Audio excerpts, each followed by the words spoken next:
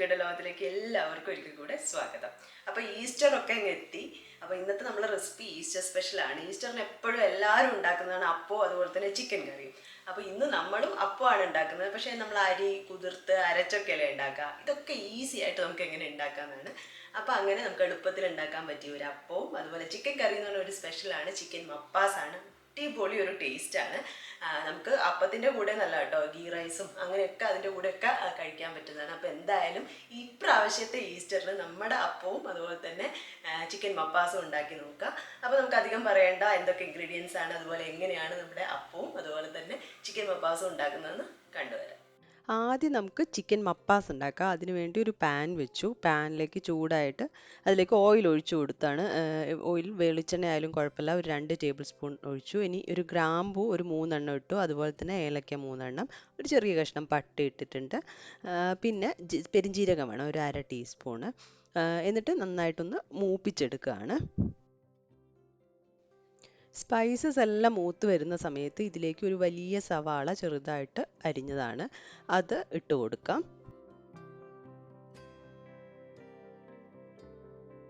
ഇനി ഒന്ന് ജസ്റ്റ് ഒന്ന് വഴറ്റി കൊടുക്കാം.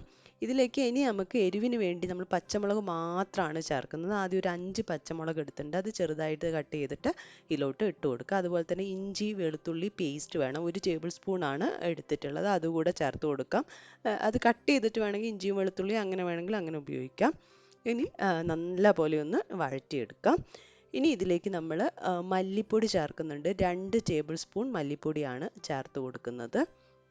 എന്നിട്ട് ഒന്ന് മൂപ്പിച്ചെടുക്കുക. ആ പച്ചമണം മാറുന്നവരെ ഒന്ന് വഴറ്റി ഇതിലേക്ക് തക്കാളി, ഒരു വലിയ തക്കാളി ചെറുതായിട്ട് അരിഞ്ഞത് കൂടെ ചേർത്ത് നല്ലപോലെ വഴറ്റിയെടുക്കുകയാണ്. തക്കാളിയൊക്കെ വെന്ത് വരണം. അപ്പോൾ തക്കാളിയൊക്കെ നല്ലപോലെ വെന്ത് വഴന്ന് വന്നിട്ടുണ്ട്.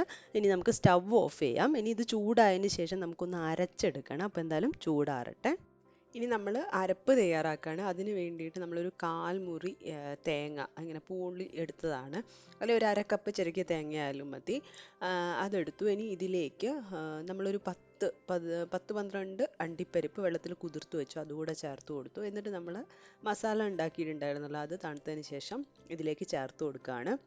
ഇനി ഇത് നല്ല പേസ്റ്റായിട്ട് അരച്ചെടുക്കണം. അപ്പോൾ തേങ്ങ പൂണ്ടെടുത്തതുകൊണ്ട് തന്നെ ആദ്യം ഒന്ന് ക്രഷ് ചെയ്തെടുത്തിട്ട് ആവശ്യത്തിന് കുറച്ച് വെള്ളം ചേർത്തിട്ട് എടുത്ത് ഇപ്പോൾ ഇതാ ഇതുപോലെ കിട്ടിയിട്ടുണ്ട്. ഇനി നമ്മളൊരു കുക്കർ എടുത്തു. അതിലേക്ക് ഒരു 2 ടേബിൾ സ്പൂൺ വെളിച്ചെണ്ണ, ഏത് ഓയിലായാലും കുഴപ്പമില്ല, ഒഴിച്ചു കൊടുത്തു. എന്നിട്ട് ഒരു വലിയ സവാള നമ്മൾ അരിഞ്ഞിട്ടുണ്ടായിരുന്നു ചെറുതായിട്ട്, അത് ഇട്ടു. ഇതിലേക്ക് ഒരു 1-1.5 ടീസ്പൂൺ ഉപ്പ് ഞാൻ ചേർക്കുന്നുണ്ട്. അതുപോലെ തന്നെ 1 ടീസ്പൂൺ മഞ്ഞൾപ്പൊടിയും കൂടെ ചേർത്ത് നല്ല പോലെ വഴറ്റിയെടുത്തു.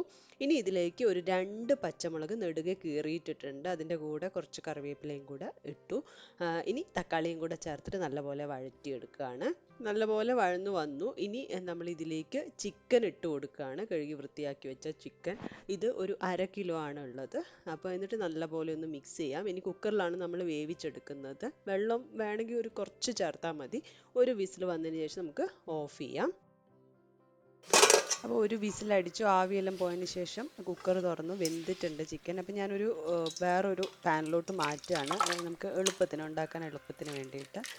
ഇനി ഇതൊന്ന് സ്റ്റവ് ഓൺ ചെയ്തതിന് ശേഷം ചൂടായി വരുമ്പോൾ നമുക്ക് അരപ്പ് ചേർത്ത് കൊടുക്കാം. അരപ്പ് ചേർത്തിട്ട് നമുക്ക് ആവശ്യമായിട്ടുള്ള ഗ്രേവിക്ക് ആവശ്യമായിട്ടുള്ള വെള്ളം കൂടെ ഈ സമയത്ത് ചേർത്ത് കൊടുക്കുന്നുണ്ട്. ഇനി നല്ലപോലെ ഒന്ന് മിക്സ് ചെയ്യുക. മിക്സ് ചെയ്തതിന് ശേഷം ഇതൊന്ന് തിളച്ച് വരണം. നമുക്ക് എത്രയാണോ ഗ്രേവി ആവശ്യം അതിന് നോക്കി വെള്ളം ചേർക്കേണ്ടതാണ്. അപ്പോൾ ഇതാ കറിയെല്ലാം തിളച്ച് വന്നിട്ടുണ്ട്, റെഡി ആയിട്ടുണ്ട്. ഇനി മേലെ കുറച്ച് മല്ലിയിലയും കൂടെ തൂവി കഴിഞ്ഞിട്ടുണ്ടെങ്കിൽ നമ്മളെ കറി റെഡിയായി. ഇനി അപ്പം ഉണ്ടാക്കാൻ വേണ്ടി നമ്മൾ എല്ലാ കാര്യങ്ങളും തലേ ദിവസം തന്നെ ചെയ്ത് വെക്കുന്നുണ്ട്. നമ്മൾ റൈസ് ഫ്ലോർ ഉപയോഗിച്ച്, അരിപ്പൊടി ഉപയോഗിച്ചാണ് അപ്പം ഉണ്ടാക്കുന്നത്. നൂൽപുട്ടിന് ഉപയോഗിക്കുന്ന പൊടിയാണ് വറുത്ത പൊടി. ഒരു 1.5 കപ്പ് എടുത്തിട്ടുണ്ട്, അത് മിക്സിയുടെ ജാറിലേക്ക് ഇട്ട് കൊടുക്കാം. ഇതിൻ്റെ കൂടെ നമ്മൾ തേങ്ങയൊന്നും ചേർക്കുന്നില്ല, അവലാണ്, വെള്ള അവലുണ്ടല്ലോ, നേരിയ അവലാണ് ചേർക്കുന്നത്. അതൊരു 1/4 കപ്പ് എടുത്തിട്ട് അതുകൂടെ ഇട്ട് കൊടുക്കാം. ഇനി നമുക്ക് ഈസ്റ്റ് വേണം. ഈസ്റ്റ് ഒരു 1/4 ടീസ്പൂൺ ഈസ്റ്റ്, ഡ്രൈഡ് ഈസ്റ്റ് ആണ്, അത് ഇട്ട് കൊടുക്കാം. ഇനി ഇതിലേക്ക് ആവശ്യമായ വെള്ളം ചേർത്ത് കൊടുക്കുകയാണ്. അവൽ കുതിരാനുള്ള വെള്ളം ആദ്യം ചേർത്ത് കൊടുക്കുക, ഒരു 1/4 കപ്പ് വെള്ളം ചേർത്ത്. അവലൊന്ന് കുതിർന്ന് വരണം. ഒരു 5 മിനിറ്റ് കഴിയുമ്പോൾ തന്നെ അവൽ കുതിർന്നു. ഇനി ഇതിലേക്ക് ബാക്കി അരച്ചെടുക്കാൻ ആവശ്യമായ വെള്ളം ചേർത്ത് കൊടുക്കാം. ഏതാണ്ട് ഒരു 1.5 കപ്പ് വെള്ളം ആവശ്യമാണ്. അപ്പോൾ കുറച്ച് കുറച്ചായിട്ട് ചേർത്ത് നോക്കിയാൽ മതി. നല്ലപോലെ മിക്സ് ചെയ്ത് ഇനി നമുക്ക് അരച്ചെടുക്കാം. ഈ ഒരു കൺസിസ്റ്റൻസിയിലാണ് വേണ്ടത്. അരച്ച് വേറൊരു പാത്രത്തിലോട്ട് മാറ്റിയിട്ടുണ്ട്. ഇനി ഇത് അടച്ചു വെച്ച് പിറ്റേ ദിവസമാണ് നമ്മൾ അപ്പം ഉണ്ടാക്കുന്നത്. പിറ്റേ ദിവസം ആകുമ്പോഴത്തേക്കും നമ്മുടെ കൂട്ടൊക്കെ നല്ല പോലെ ഇതാ പൊന്തി വന്നിട്ടുണ്ട്. ഇതിലേക്ക് നമുക്ക് ഉപ്പ് ചേർത്ത് കൊടുക്കുക 1 ടീസ്പൂണോളം. എന്നിട്ട് നല്ലപോലെ ഇളക്കി യോജിപ്പിക്കാം. ഇനി ആവശ്യമാണെങ്കിൽ കുറച്ച് വെള്ളം ചേർത്ത് കൊടുക്കാം. അപ്പച്ചട്ടി ചൂടായി വരുമ്പോൾ എണ്ണയെല്ലാം തടവി കൊടുത്തു. ഇനി ഇതിലേക്ക് ഒരു തവി കൂട്ടൊഴിക്കാം. എന്നിട്ട് ചുറ്റിച്ച് നമുക്ക് അപ്പം തയ്യാറാക്കി.